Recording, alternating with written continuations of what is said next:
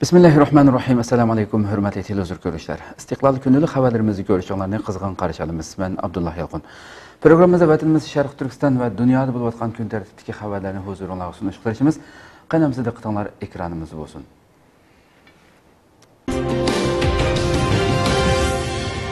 Mike Pompeo Avrupa diplomatları bilan Xitoy haqidagi o'rtaq andishalari ustida suhbat o'tkazdi.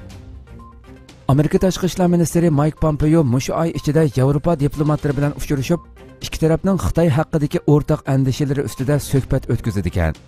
Janubiy Xitoy Sahar gazetining xabar qilishicha, bu vaqtdagi uchurlarni oshkorlagan bir yuqori darajalik Avrupa diplomati Amerika va Avrupa diplomatlari orasida o'tkazilgan bu suhbatning Xitoyga qarshi birliksab qurilishining oldini olish uchun tirishchilik ko'rsatayotgan Beijing doiralarini tashvishga soladi ekan. Xabarga qaraganda Pompeo yana Italiya va Vatikanni ziyorat qilib, Italiya doiralarini Xitoyning bir yo'l bir balvoq qurilishi kelishimidan voz kechishga qoyil qilishga tirishchilik ko'rsatdi ekan. Italiya Xitoyning bir yo'l bir balvoq qurilishi planiga ovoz qo'shgan birdan-bir G7 davlati edi. O'zini maxfiy tutgan mazkur Yevropa diplomati, Yevropa allarining tashqi siyosatga mas'ul diplomati Josep Borrell dushanba kuni Yevropa ittifoqiga a'zo 27 davlatning tashqi ishlar ministrlariga Amerika bilan o'tkaziladigan dialog taklifini rasmiy shaklda bildirdi ekan. U yana Amerika Yevropa dialogining bundan keyin davomli o'tkazilib turadiganligini, buning eng burun bo'lganda bu oy boshlanadiganligini aytgan. O'zini maxfiy tutgan mazkur Yevropa diplomati yana Yevropaning Amerika bilan Xitoy xususidagi o'rtaq andishalari ustida suhbat o'tkazishdan mamnun ekanligini, buning Beijingga intayin kuchli bir signal beradiganligini aytgan.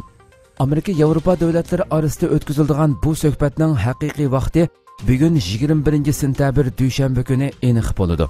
Bu suhbatning Xitoy diplomati Wang Yining 2 hafta burun Yevropaga qaratgan ziyorati mag'lubiyat bilan oyoqlashganligi va Xitoy raisi Xi Jinpingning Yevropa rahbarlari bilan bu hafta o'tkazgan internet suhbati kutgandek unum bermaganligi xabar qilingan mazgilga to'g'ri keldi.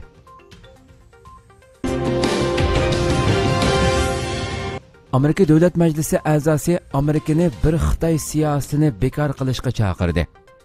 Amerika Davlat Majlisi a'zosi Tom Tiffany bir qonun loyihasi tunishtirib, Amerikani atalmış bir Xitoy siyosatini bekor qilib, Tayvan bilan normal diplomatik munosabatlarni asliga keltirishga chaqirdi. U 16 sentabr bu haqda e'lon qilgan bayonotida bir Xitoy siyosatini vaqti o'tgan va bekerak deb atadi. U so'zida o'tgan 40 yildan buyon Amerikaning har ikki siyosiy partiyasi Tayvanning Xitoyning bir qismi emasligidek obyektiv reallikni bir chetga qayirib qo'yib, Beijingning Tayvan kommunist Xitoyning bir qismi degan yolg'onlarni takrorlab kelganligini bildirdi. U bayonotida yana Amerikaning Tayvan bilan 1979-yilgacha do'stona diplomatik munosabatlarni saqlab kelganligi, ammo ayni chog'dagi Amerika prezidenti Jimmy Carterning hech qanday qonuniy tasdiqsiz Tayvan bilan bo'lgan munosabatlarni tuyuqsiz o'zib, Xitoyning kommunist hokimiyatini e'tirof qilganligini tilga oldi.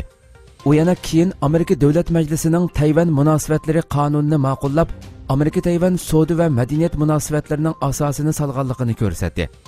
U so'zida Amerika o'z do'stlariga gap qilish uchun Xitoy Kommunist partiyasining ijozatiga ehtiyojliq emas. Endi Amerikaning Beijingning bir Xitoy siyosati fantaziyasini takrorlashi behojat.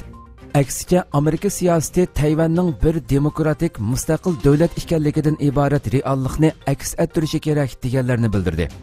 Tayvan 1949-yili Xitoy Kommunist partiyasi hokimiyat beshiga chiqqandan buyon mustaqil mavjud bo'lib kelmoqda.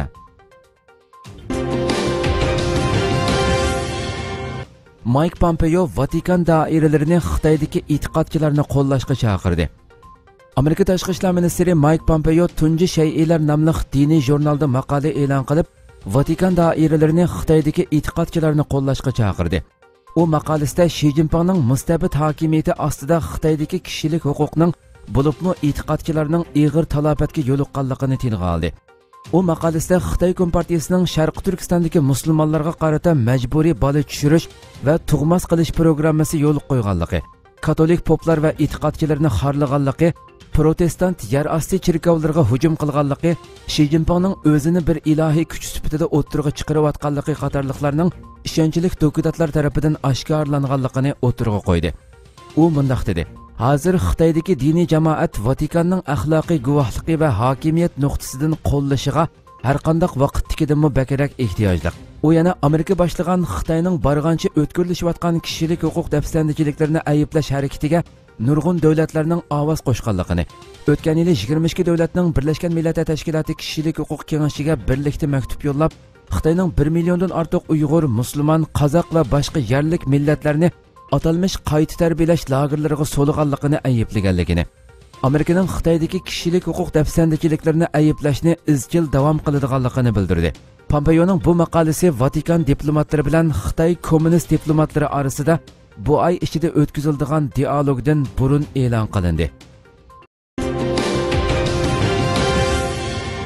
Amerika Kengash palatasi Moliya qonun chiqarish komitetining isbot anglash yig'ini o'tkazildi. 17 sentabr Amerika Kengash palatasi Moliya qonun chiqarish komitetining Sharq Turkistondagi majburiy emgakdan kelgan import mollarini cheklash isbot anglash to'r yig'ini o'tkazildi. Yig'inga Amerika Kengash palatasining Cumhuriyetchilar va demokratlardan tashkil topgan Moliya qonun chiqarish komiteti a'zolaridan Eril Biluminavur, Bill Paskrel, Terry Svel qatorliq 10 necha Kengash palata a'zosi qatnashdi. Yig'inda Uyg'ur harakati tashkilotining boshlig'i Roshan Abbas xonim, ishchilarning huquq manfaatini qo'g'dash birlashmasi mudiri Scott Nova, Strategiya xalqaro tadqiqot markazining oliy tadqiqotchisi, kishilik huquqni tashabbus qilish ijroiya mudiri Amy Ler xonim, Amerika Emgakchilar va sanoatchilar birlashmasi xalqaro bo'limining mudiri Katie Fingold xonim, Amerika kiyim-kechak va oyoq kasbiy jamiyatining bosh direktori Stephen Lamar qatorliqlar isbot berdi. Bu qatimliq isbot anglash yig'iniga Amerika Kengash palata a'zosi Eril Biluminavur riyosatchilik qildi. U boshilni so'zda mundaq dedi: Trump hukumati savdo ishlari guruhi bugun Sharq Turkistondagi majburiy emgakdan keladigan import mollarga cheklama qo'yish haqida isbot anglash yig'ini o'tkazdi. Majburiy emgak zamonaviy qulluq demakdir. Isbotlarga asoslanganda Xitoy rejimi Uyg'ur qatorliq yerlik musulmon millatlarni planliq sistemali holda assimilyatsiya qilmoqda. Ularni majburlab ishlatib, har xil mahsulotlarni ishlab chiqarmoqda. Moliya qonun chiqarish komitetimizning zamonaviy qulluq masalasini hal qilish tarixi uzun bo'lib, majburiy emgakdan kelgan mahsulotlarning Amerika bozorida sotilishini cheklashga kafolatlik qila oladi. Amerika Davlat Majlisi bir asr ilgirla qonun ma'qullab, bundaq mollarning Amerikaga kirishini cheklagan. Amerikaning bu qonuni kishilik huquq va ishchilarning huquqini qo'g'dashdek axloq prinsipi, shundaqla adil raqobatni saqlashdek savdo prinsipi ustiga qurilgan. Aqsungur qurolliq holatda uda 28 soat uchib iqtidorini namoyon qildi. Turkiya olam qatnashi sanoati shirkati loyihalab ishlab chiqargan uchquchisiz havo apparati Aqsungurning tunji qatim to'liq o'q to'ri saplangan holatda 20 ming inglizchasi egizlikda bir kundan ortiq muvaffaqiyatli uchdi. Turkiya ovozi radiosi xabarida bildirilishicha, Turkiya olam qatnashi sanoati shirkati Aqsungurni taraqqiy qildirish xizmatlarining tez sur'atda davomlashayotganligini uqtirdi. Buningdan ilgari uda 49 soat bo'yicha muvaffaqiyatli uchishni ishga oshirgan Aqsungur boshqa imkoniyat va ortiqchiliklari bilan munosabatli taraflarning diqqatini tortmoqda. 750 kilogram og'irlikdagi yuqori unumlik yuk elib yurish iqtidori bilan kech-kunduz demasdan har qanday sharoitda istixborot egilash, ko'zitish, chorlash va zarb berish vazifalarini o'rinlay oladigan Aqsungur bu qatim raketamyot savdo sanoati shirkati yasab chiqqan 12 dona MAM-L bilan 28 soat bo'yicha muvaffaqiyatli uchdi. Aqsungur 6 bo'shliqining hammasini to'ldirgan holatda 12 dona MAM-L-S bilan bir kundan ortiq uchish vazifasini muvaffaqiyatli o'rinlagan bo'ldi.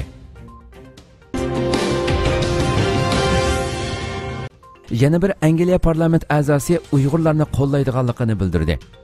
Angliya parlamentining Konservativlar partiyasi a'zosi Henry Smith yakshanba kuni e'lon qilgan bayonotida Angliya parlament a'zolari Sharq Turkistondagi jazo lagerlari ustidan boshlagan tekshirishlarni qo'llaydiganligini bildirdi.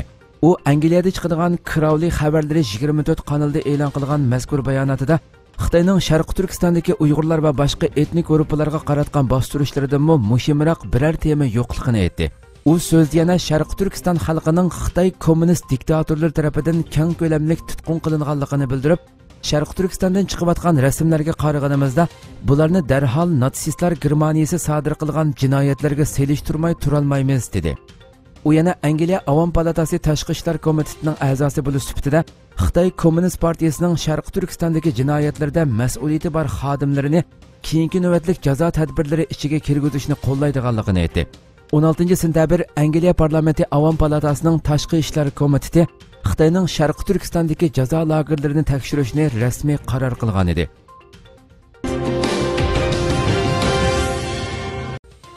İstanbulda ilim suyarlar uchun yangi bir kutubxona ochildi. İstanbulda faoliyat olib berayotgan O'qig'in ta'lim va madaniyat markazi tomonidan ta'sis qilingan O'qig'in kutubxonasining yasalish va kitob tizish xizmatlari asosan putib, tunugun 20 sentabr kuni yakshanba kuni ochilish qildi va keng xalqimizning foydalanishiga bugun 21 sentabrdan boshlab rasmiy ochib etildi. Ochilishga Xalqaro Sharq Turkiston tashkilotlar birligi raisi Hidoyatullo O'g'izxon boshchiligidagi jamiyat rahbarlari, Sharq Turkiston Ulamolar birligi rais vakili Mahmudjon Damollam va Ulamolar birligidagi peshqadam ustozlar, jamoat arbobi Abduqodir Yapchan va o'quvchilar qatorliqlar qatnashdi va har biri ayrim so'z qilishdi. O'qig'in kutubxonasi İstanbul Safaköy Samovar choyxonasining ustiga joylashgan bo'lib, o'quvchilar va keng o'qirmanlarning material izlash, dars takror qilish, maqola yozish va kitoblardan o'qib foydalanishi uchun nihoyat muhim bir bo'shliqni to'ldirgan. Turkiyadagi Xitoy virusi haqida eng yangi ma'lumot. Turkiyada yaqinqi 24 soat ichida Xitoy virusi sababidan 61 kishi qazo qildi. Türkiye Cumhuriyeti Səhiyyə Ministerlik tərəfindən e'lon qilingan sonliq ma'lumotlarga ko'ra, Turkiyada yaqinqi 24 soat ichida Xitoy virusi sababidan 61 kishi qazo qildi. Shuning bilan Turkiyada yuqum boshlangandan buyon hayotidan ayrilganlarning soni 7506 ga yetdi. Yaqinqi 24 soat ichida 95321 kishi tekshirilgan bo'lib, bulardan 519 kishida virus payqaldi. Saqiyib doktorxonadan chiqqan 1118 kishini qo'shganda asliga kelganlarning umumiy soni 266117 ga yetdi. Səhiyyə Ministerligi Xitoy virusi xatirining hali ham davom qilayotganligini, shunlashqa keng xalqning maska taqash, ijtimoiy orliq saqlash va tozaliqqa rioya qilishining intayin muhim ekanligini bildirdi. Hurmatli televizor ko'ruvchilar, shuna qilib bugungi xabarlarimiz mush yerda oxirlashdi. İnşallah atiki xabarimizni ko'rishgacha sizlarni Janobiy Alloh topshiramiz. Shunda qilib program oxirida ekran orqasidagi barliq xizmatdoshlarimga ko'pdan ko'p rahmat aytaman. Assalomu alaykum va rahmatulloh.